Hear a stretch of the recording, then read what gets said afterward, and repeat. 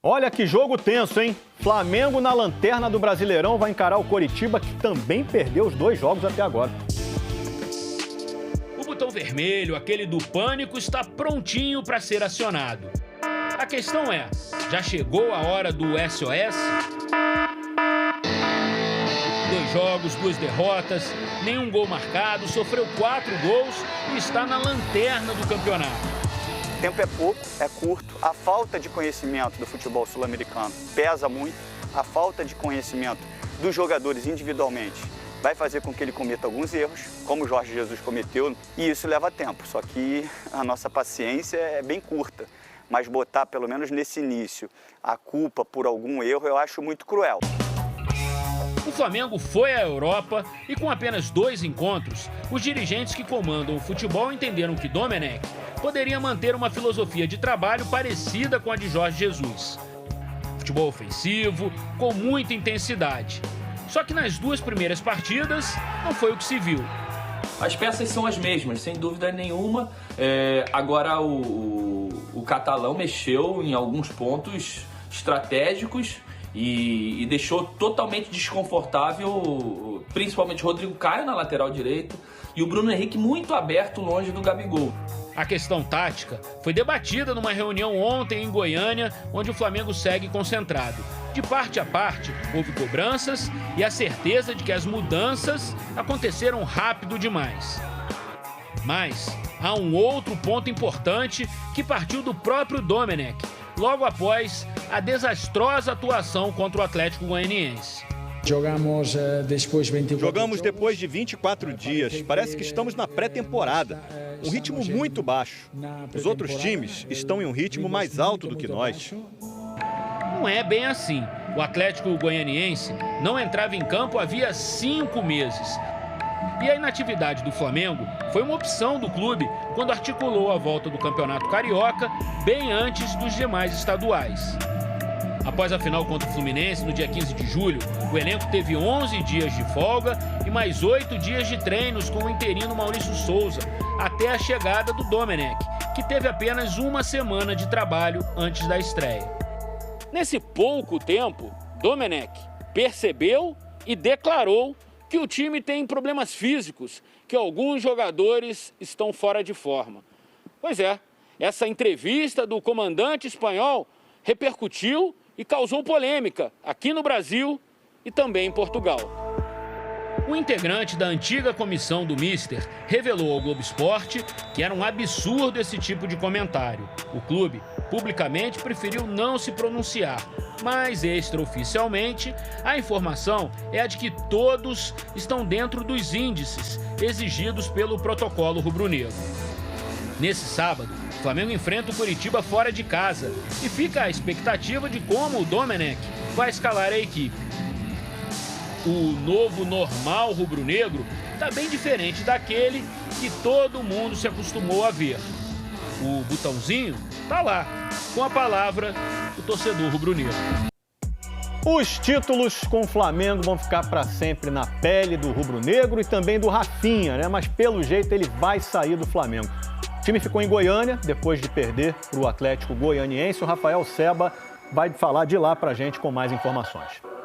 Boa tarde a todos. O Flamengo ainda não chegou. A delegação, eu falo aqui da porta do hotel, onde a delegação está concentrada desde terça-feira, véspera do jogo contra o Atlético Goianiense. O time fez um treino hoje pela manhã no Centro de Treinamentos do Goiás e a delegação ainda não retornou aqui ao hotel. O Rafinha treinou ontem e foi hoje também junto com o grupo, está participando normalmente das atividades. Agora, o Rafinha está com a proposta em mãos do Olympiacos, seria muito vantajosa para ele em termos de salário, mas o Flamengo não recebe nada. O jogador que chegou no meio do ano passado assinou 2 anos de contrato, mas com uma cláusula que sairia de graça em caso de uma possibilidade de transferência para um clube europeu. A diretoria do Flamengo já se reuniu com o jogador, tenta reverter essa situação, mas não parece uma tarefa fácil, não. O Flamengo, que fez esses treinos, permaneceu aqui em Goiânia e hoje à tarde embarca num voo fretado para Curitiba, onde enfrenta o Coritiba amanhã.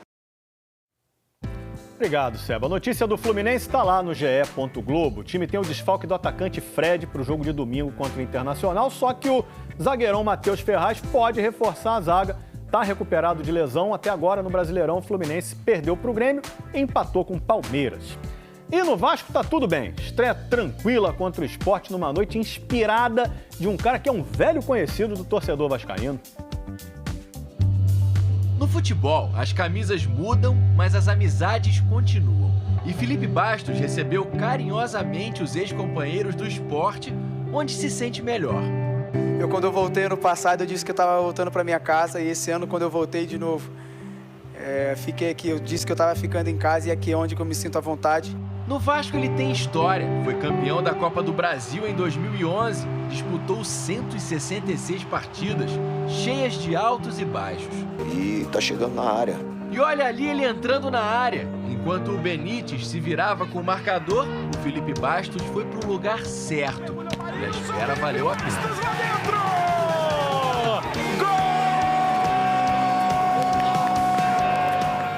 Eu botei na minha cabeça que esse ano tinha que ser um ano diferente daquilo que eu estava vivendo que eu vivi no ano passado.